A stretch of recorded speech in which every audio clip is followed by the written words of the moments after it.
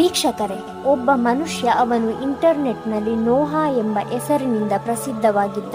ಅವನು ತಾನು 2030 ಇಸವಿಯಿಂದ ಬಂದಿದ್ದೇನೆ ಎಂದು ಹೇಳಿಕೊಂಡಿದ್ದ. ಹಾಗೆಯೇ ಅವನು ಲೈವ್ ಡಿಟೆಕ್ಟರ್ ಟೆಸ್ಟ್ ಅನ್ನು ಕೂಡ ಪಾಸ್ ಮಾಡಿದ್ದಾನೆ ಎಂಬ ವಿಷಯ ಪ್ರಚಲಿತದಲ್ಲಿತ್ತು. ಲೈವ್ ಡಿಟೆಕ್ಟರ್ ಅಂದರೆ ಒಂದು ಮೆಷಿನ್. ಅದು ನೀವು ಸತ್ಯ ಹೇಳುತ್ತಿದ್ದೀರೋ ಅಥವಾ ಸುಳ್ಳು ಹೇಳುತ್ತಿದ್ದೀರೋ ಎಂಬುದನ್ನು ಪತ್ತೆ ಹಚ್ಚುತ್ತದೆ. ಸತ್ಯ ಮತ್ತು ಸುಳ್ಳು ಹೇಳುವಂತಹ ಸಮಯದಲ್ಲಿ ನಮ್ಮ ಮುಖದ ಹಾವ ಭಾವ ಬೇರೆ ಬೇರೆ ರೀತಿ ಇರುತ್ತೆ. ಇದನ್ನು ಈ ಮೆಷಿನ್ ಸೆನ್ಸ್ ಮಾಡುತ್ತೆ.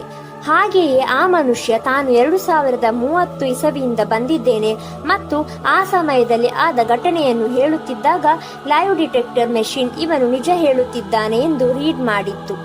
ನೋಹನ ಮುಖವನ್ನು ಕೆಲವು ಪ್ರೈವಸಿಯ ಕಾರಣ ಎಲ್ಲಿಯೂ ಬಹಿರಂಗಪಡಿಸಲಿಲ್ಲ. ಇಂಟರ್ನೆಟ್ನಲ್ಲಿ ಯಾವಾಗಲೂ ಅವನ ಫೋಟೋ ನಿಮಗೆ ಬ್ಲರ್ ಆಗಿ ಕಾಣಸಿಗುತ್ತದೆ. ನೋಹ ತಾನು ಮೊದಲು ಕೂಡ ಟೈಮ್ ಟ್ರಾವೆಲ್ ಮಾಡಿರುವುದಾಗಿ ಹೇಳಿಕೊಂಡಿದ್ದಾನೆ.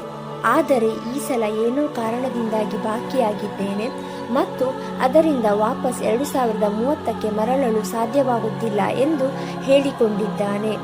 ನೋಹಾನು ಭವಿಷ್ಯದ ಬಗ್ಗೆ ಹೇಳಿದ್ದಾನೆ. ಭವಿಷ್ಯದಲ್ಲಿ ಟೆಕ್ನಾಲಜಿ ತುಂಬಾ ಇಂಪ್ರೂವ್ ಆಗುತ್ತೆ. ಸೆಲ್ಫ್ ಡ್ರೈವಿಂಗ್ ಅಂದರೆ ಡ್ರೈವರ್ ಇಲ್ಲದಂತೆಯೇ ಚಲಿಸುವಂತಹ ಗಾಡಿಗಳು ಆಕ್ಚುಯಲ್ ಆಗಿ ನಿಮಗೆ ರಸ್ತೆಯಲ್ಲಿ ಕಾಣಸಿಗುತ್ತದೆ ಎಂದು ಹೇಳಿದ್ದಾನೆ. 2020ರಲ್ಲಿ ಆರ್ಟಿಫಿಷಿಯಲ್ ಇಂಟೆಲಿಜೆನ್ಸ್ ಹೈಯೆಸ್ಟ್ ಲೆವೆಲ್ ಅಲ್ಲಿ ಗ್ರೋ ಆಗುತ್ತೆ. ನೋಹಾನ ಈ ವಿಷಯವನ್ನು ಹಲವಾರು ನ್ಯೂಸ್ ಚಾನೆಲ್ಗಳು ವರದಿ ಮಾಡಿತ್ತು. ನ್ಯೂಸ್ ಚಾನೆಲ್ ಅಲ್ಲಿ ಪೋಸ್ಟ್ ಆಗಿದ್ದು ಮತ್ತು ಲೈವ್ ಡಿಟೆಕ್ಟರ್ ಪಾಸ್ ಆಗಿದ್ದು ಈ ವಿಷಯದಲ್ಲಿ ಏನೋ ರಹಸ್ಯ ಅಡಗಿದೆ ಎಂದು ಅರಿವಾಗುತ್ತದೆ ಮತ್ತು ಈ ಕೇಸ್ ಬೇರೆ ಕೇಸ್ಗಿಂತ ತುಂಬಾ ವಿಭಿನ್ನವಾಗಿದೆ. ಆದರೆ ಈ ವಿಷಯ ಎಷ್ಟು ನಿಜ ಮತ್ತು ಎಷ್ಟು ಸುಳ್ಳು ಎಂದು ಹೇಳಲು ಸಾಧ್ಯವಿಲ್ಲ.